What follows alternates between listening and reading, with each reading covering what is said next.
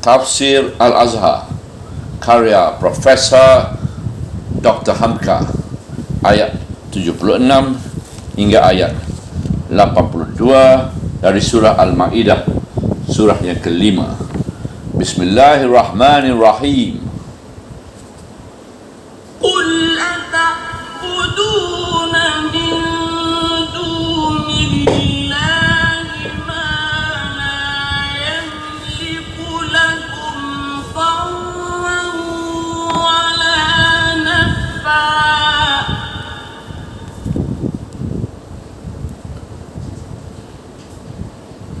والله هو السميع العليم. Ayat 76. Katakanlah, adakah kamu sembah yang selain dari Allah, barang yang tidak berkuasa bagi kamu memudaratkan dan tidak pula memanfaatkan? Sedang Allah itu, dialah yang maha mendengar lagi mengetahui.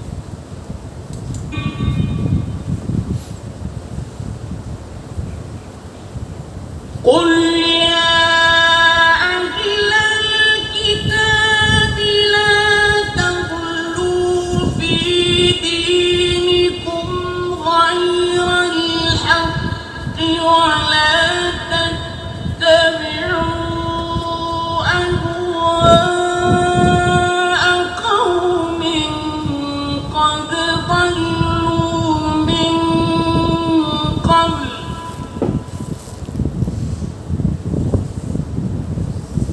ولا تتبعوا أهواء قوم قد ضلوا من قبل وأضلوا كثيرا وضلوا عن سواء السبيل. Ayat 77.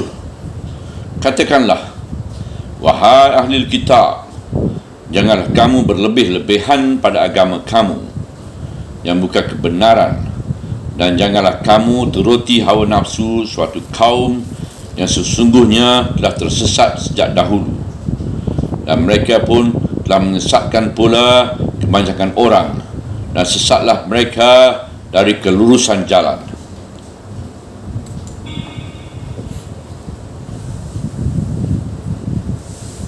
لعن الذين كفروا من بني إسرائيل على لسان داود وعيسى ابن مريم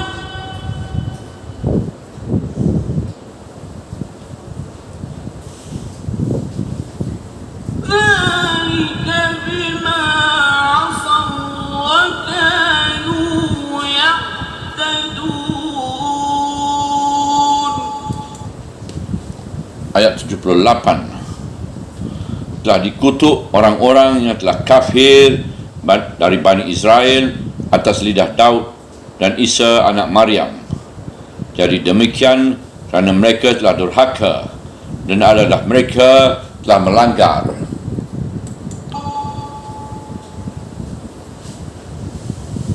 كانوا لا يتناهون عن منكر فعلوه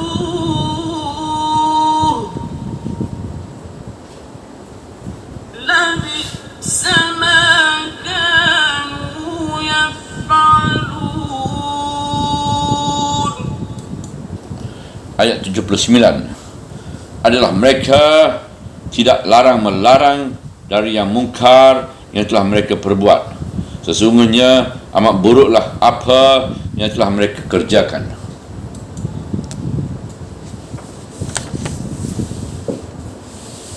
ترى كثيرا منهم يتولون الذين كفروا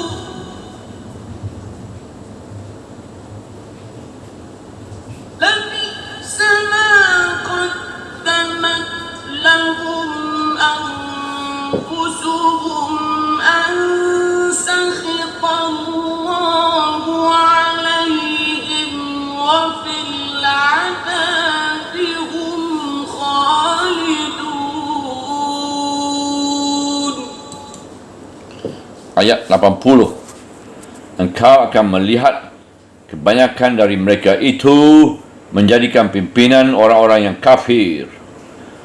Sungguh buruklah apa yang telah didahulukan bagi mereka oleh diri mereka sendiri, bahawa kemurkaan Allah lah atas mereka, dan di dalam azab mereka itu akan kekal.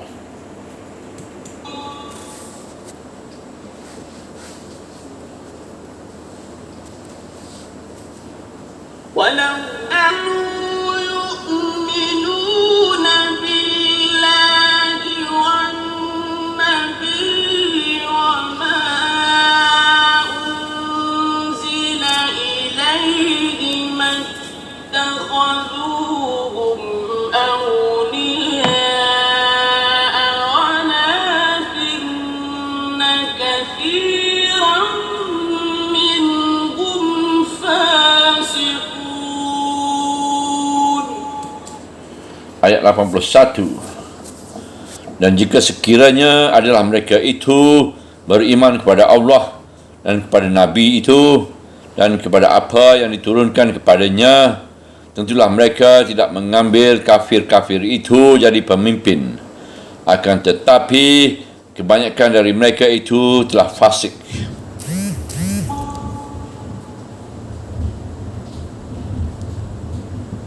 لتجدن أشد الناس عداوة للذين آمنوا اليهود والذين أشركوا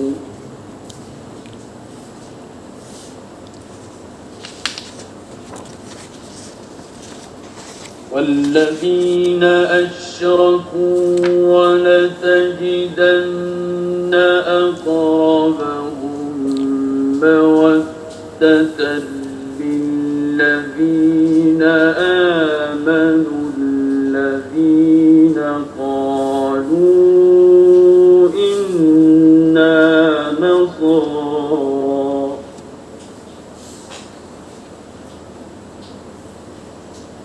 ذلك بأن منهم قسيسين ورهبانا وأنهم لا يستكبرون.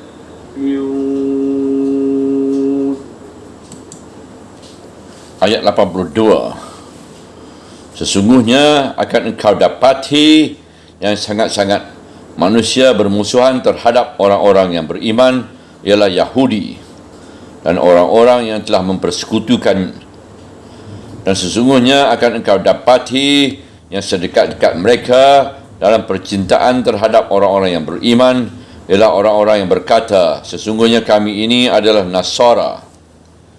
Jadi demikian lantaran di antara mereka ada pendeta-pendeta dan rahib-rahib, dan kerana sesungguhnya mereka itu tidaklah mereka menyombong.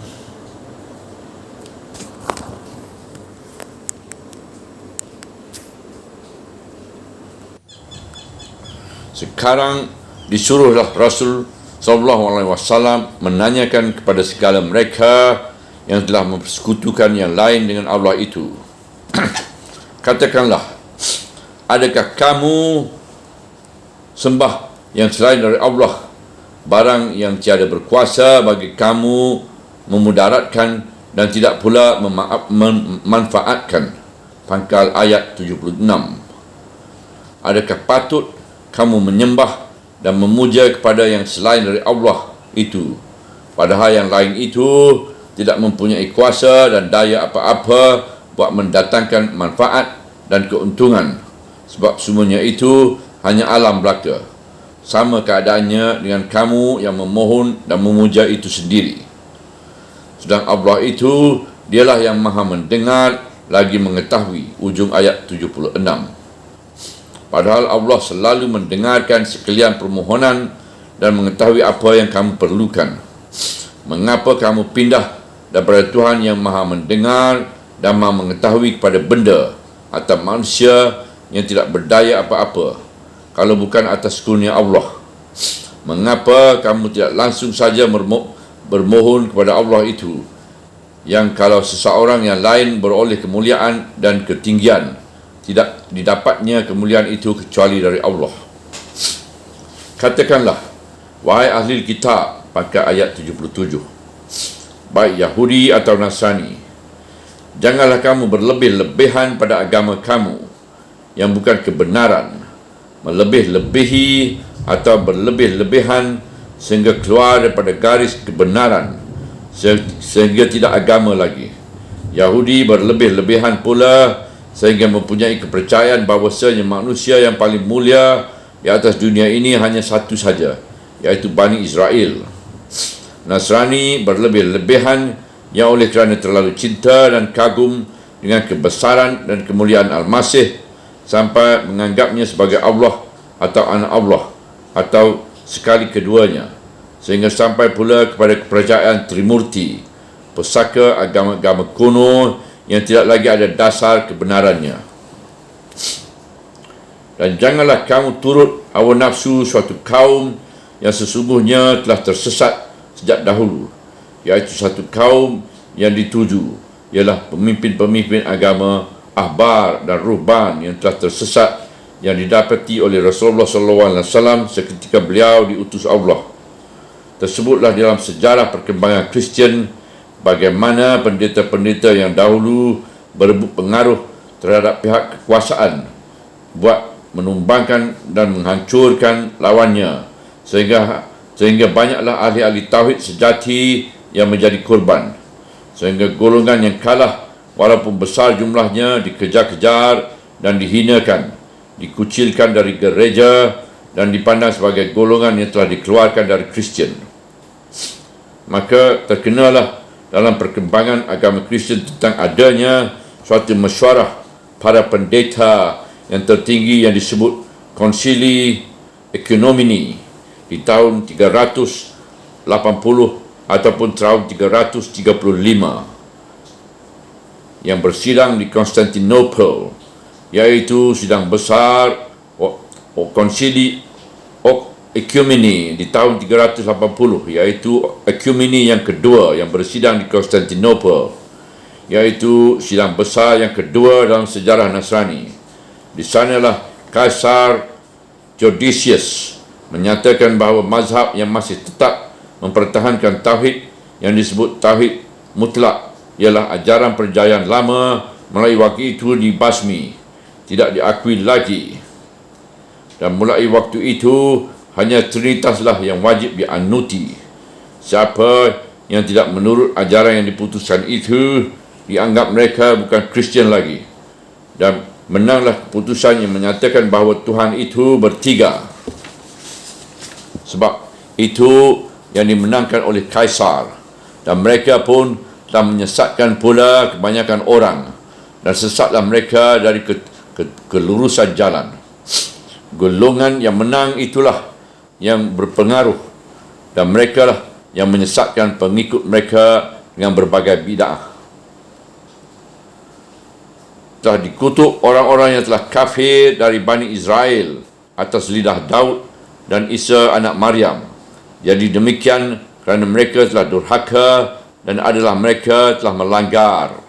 Ayat 78. Di zaman Daud, Bani Israel telah melanggar peraturan syariat mereka sendiri, iaitu melanggar libur pada hari Sabtu. Sebab mereka lihat banyak ikan menepi di hari Sabtu dan kurang sekali di hari yang lain, sehingga peliburan hari itu mereka langgar. Mereka dikutuk sampai berperangai sebagai monyet dan kera. Dan zaman Al-Masih mereka dikutuk lagi atas lidah beliau oleh Allah, kerana hanya mulut mereka saja yang bertahan pada Taurat, padahal perbuatan mereka telah jauh. Satu di antara kutuk Al-Masih itu dapat kita lihat juga catatannya dalam kitab-kitab orang Nasrani seketika beliau masuk ke dalam Baitul Maqdis, rumah yang disucikan itu. Di dalamnya beliau lihat campur aduk saja di antara orang yang memuja Allah dengan riuh rendah, bunyi suara jual beli, sehingga masjid sudah jadi pasar. Maka ayat selanjutnya menerangkan pokok datangnya segala kutuk itu dengan perantaran lidah Nabi-Nabi, terutama Daud dan Isa. Padahal jarak pada masa kedua Rasul itu sudah jauh sangat. Adalah mereka tidak larang-melarang dari yang mungkar yang telah mereka perbuat. Sesungguhnya amat buruklah apa yang telah mereka kerjakan. Ayat 79. Tidak ada lagi yang disegani dan tidak ada lagi yang berani menegur kalau ada orang yang bersalah. Sebab yang akan menegur itu sendiri pun telah bersalah. Orang yang telah biasa mengicuh tidaklah berani melarang orang lain mengicuh. Orang yang telah biasa berzinar tidak dapat mengangkat mulut menegur perzinaan, atau melihat pula berseri mahajalela kejahatan orang yang tidak jahat telah bersikap masa bodoh, asal diriku jangan kena. Sebab itu orang yang tidak berbuat jahat tetapi tidak berani menegur kejahatan, dengan diamnya itu saja pun dia telah jahat. Oleh itu orang yang tidak berbuat jahat tetapi dengan tidak berani menegur kejahatan, dengan diamnya itu saja pun dia telah jahat. Silence is tantamount to conspiracy. Dirawikan oleh Abu Daud dan At-Tirmizi dan Ibnu Majah dari hadis Ibnu Mas'ud bahwasanya Rasulullah SAW pernah mengatakan bahawa asal mula terdapat kerusakan pada Bani Israel ialah kalau seorang bertemu dengan seorang yang lain, berkatalah dia, takwalah engkau kepada Allah, hentikanlah perbuatanmu yang salah itu, sebab perbuatan itu tidak halal engkau kerjakan. Kemudian besoknya mereka bertemu pula kembali. Dilihat orang itu masih begitu saja, maka tidaklah ditegurnya lagi, maka mereka bergaul juga, semakan seminum juga. Setelah mereka berbuat yang demikian, mulalah dipikul Allah hati setengah mereka dengan yang setengah. Rasulullah membaca ayat, dilaknati Allah orang-orang yang telah kafir dari Bani Israel itu atas lidah Daud dan Isa anak Maryam. Setelah itu berkatalah Rasulullah selanjutnya, sesungguhnya demi Allah, hendaklah kamu menyuruh berbuat makruf dan hendaklah kamu mencegah berbuat mungkar. Kemudian hendaklah kamu tarik tangan orang-orang yang zalim. Helakan tangan itu kepada kebenaran dengan helaan yang sungguh-sungguh, dan hendaklah kamu mencapai kebenaran secepat-cepatnya. Atau kalau kamu tidak mau, sesungguhnya akan dipukul Allah hati setengah kamu dengan yang setengah. Kemudian itu akan dilaknati Allah kamu semuanya. Sebagai mereka, iaitu Bani Israel itu telah dilaknatinya. Dipukul Allah hati yang setengah-setengah dengan yang setengah, ialah bahawasanya bermungkaran dan kejahatan telah bermahajalela sehingga tidak dapat dikendalikan lagi dan semua orang telah merasainya.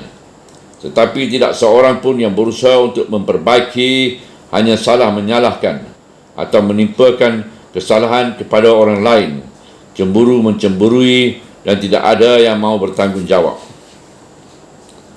Baik ayat ini sendiri atau hadis-hadis Rasulullah SAW yang memerintah keras supaya kita tetap melakukan amar ma'ruf dan nahi mungkar adalah membayangkan betapa hebatnya keruntuhan suatu kaum kalau amal ma'ruf dan nahi munkar tidak ada lagi. Kerusakan akhlak kaum Yahudi yang didapati Rasulullah itu pasti akan bertemu pada kita kaum muslimin apabila hal ini tidak kita perhatikan lagi. Dan bekasnya pun selalu kita lihat kalau sekiranya ayat-ayat ini hanya semata-mata untuk orang Yahudi, nescaya bukanlah dia Al-Quran. Padahal Al-Quran yang menyusunkan ayat ini adalah buat kita. Engkau telah melihat kebanyakan dari mereka itu menjadikan pimpinan orang-orang yang kafir. Pangkal ayat 80. Itu pun satu akibat dari kerosakan akhlak mereka waktu itu.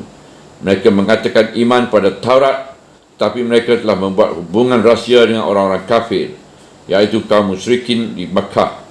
supaya dengan pimpinan mereka itu mereka dapat melawan Nabi Muhammad SAW dan memerangi beliau.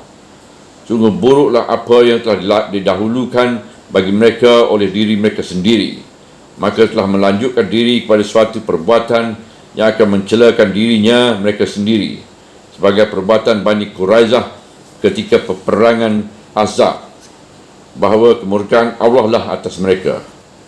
Kerana pengkhianatan itu yang menyebabkan kemudian mereka mendapat pukulan yang sehina-hinanya lantaran perbuatan itu. Dan di dalam azab mereka itu akan kekal. Ujung ayat 80. Tidak ada lagi jalan keluar daripada seksaan Allah itu, kerana kelepasan dari azab hanya kalau mendapat ampunan dari Allah. Sedang mereka bukan mencari jalan buat diampuni, melainkan buat dilaknati. Dan jika sekiranya adalah mereka itu beriman pada Allah, pangkal ayat 81, tidak rosak akhlak mereka dan tidak dibiarkan saja oleh yang patut melarang di kalangan mereka dan kepada Nabi itu, yang dalam kitab mereka sendiri sudah dinubuatkan akan datangnya Nabi itu, dan kepada itu dan kepada apa yang diturunkan kepadanya, iaitu Al-Quran.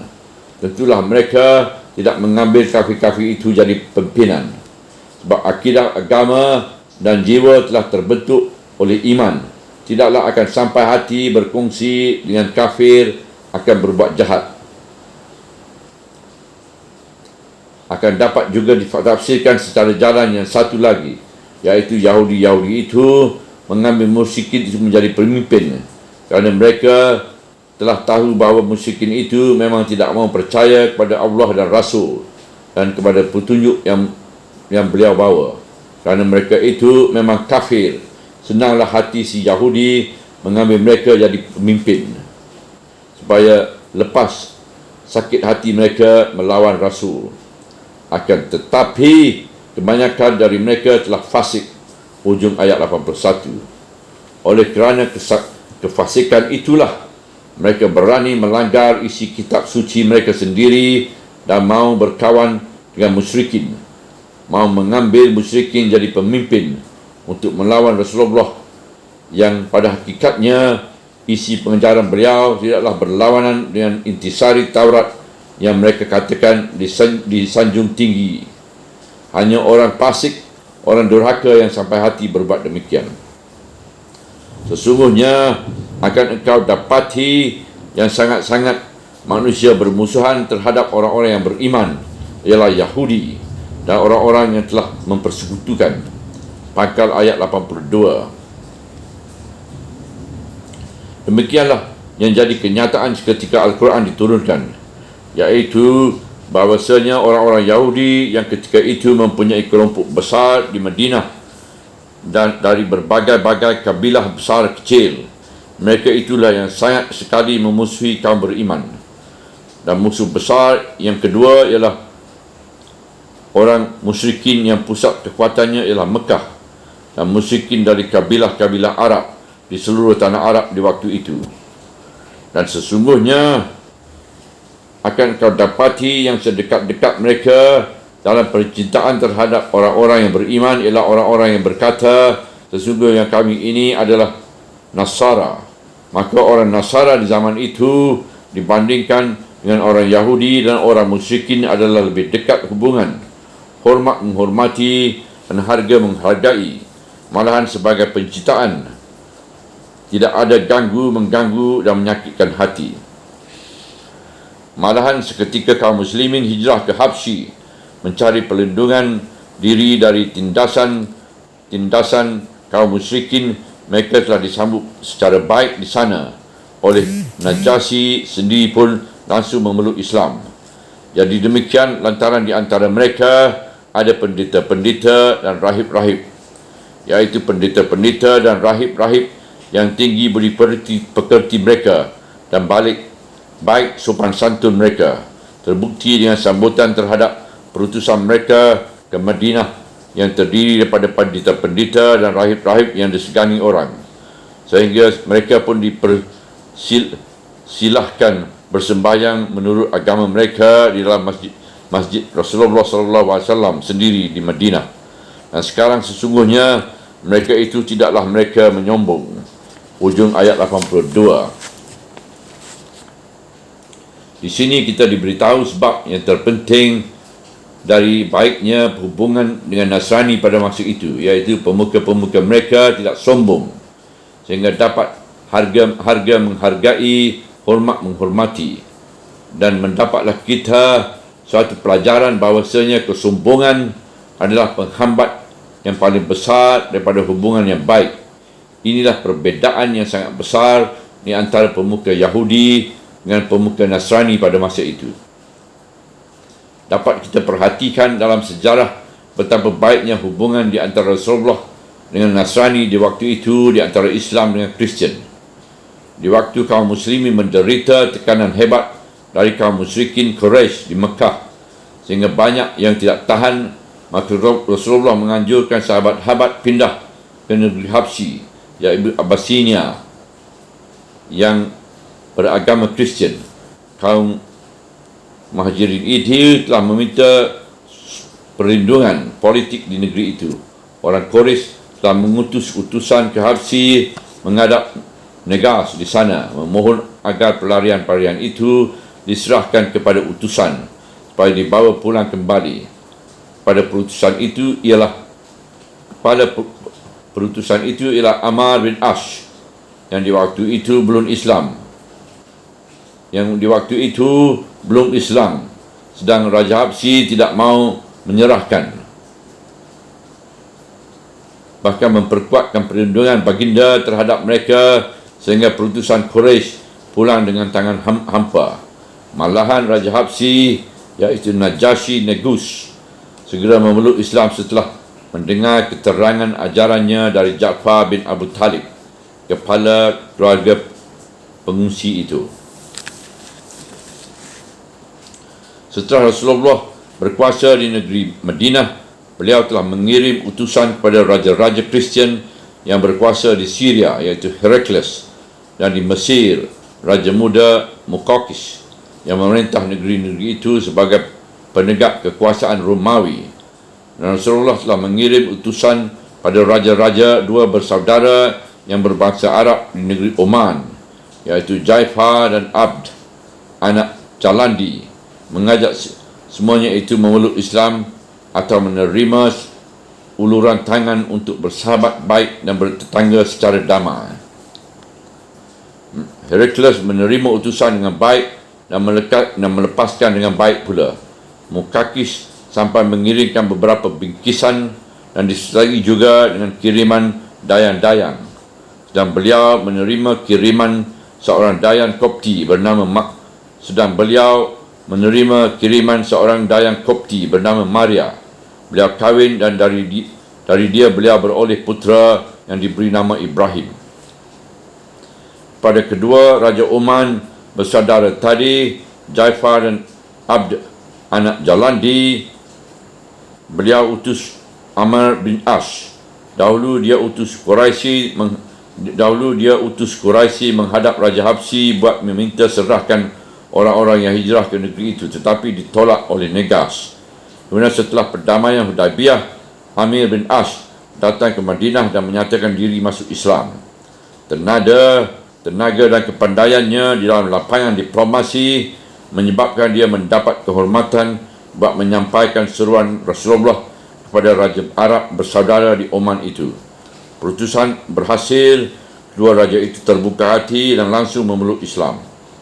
Dalam ayat ini dengan jujur diterangkan sebabnya mengapa hubungan dengan Nasrani jadi baik, iaitu kerana di kalangan mereka di waktu itu terdapat khisisin, iaitu kata jamak dari qiyas, yang bererti pendeta atau pimpinan-pimpinan gereja. Yang kedua ialah ruban, iaitu jamak dari rahib, yang bererti pendeta juga. Kata rahib itu adalah bangsa Arab asli, timbulnya dari rahab, artinya takut, iaitu orang-orang yang takut pada Allah, iaitu orang-orang yang menyediakan dirinya semata-mata untuk Allah dan gereja, sehingga mereka tidak mahu berkahwin kerana takut hatinya akan terbelenggu oleh dunia. Maka dalam ayat ini ditunjukkan bahawa pendeta-pendeta yang betul-betul pendeta dan rahib yang sebenar rahib dapatlah diajak berunding, iaitu selama mereka belum terikat oleh nafsu berkuasa. Orang-orang yang seperti demikian sudah menerima kebenaran dan hati mereka terbuka terus. Tetapi pemuka-pemuka Yahudi di waktu itu tidak dapat diajak berunding, malahan sangat memusuhi Islam sebab kesombongan yang memenuhi hati mereka. Demikian juga pemuka-pemuka musyrikin yang di waktu itu berpusat di negeri Mekah. Sudahlah dapat dimaklumi bahawasanya bunyi ayat ini tidaklah berlaku buat segala zaman.